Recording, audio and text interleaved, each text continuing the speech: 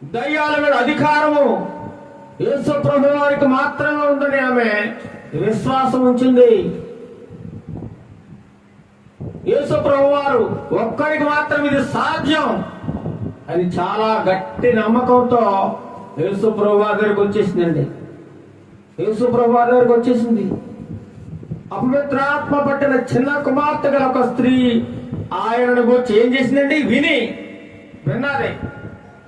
ఈరోజు చాలా మంది యేసు ప్రభు వారి యొక్క మాటలు వింటా ఉన్నారు, వాక్యాన్ని వింటా ఉన్నారు, కానీ దగ్గరికి వచ్చే ధైర్యం లేదు, దగ్గరికి వచ్చే ధైర్యం చేయలేకపోతా ఉన్నారు.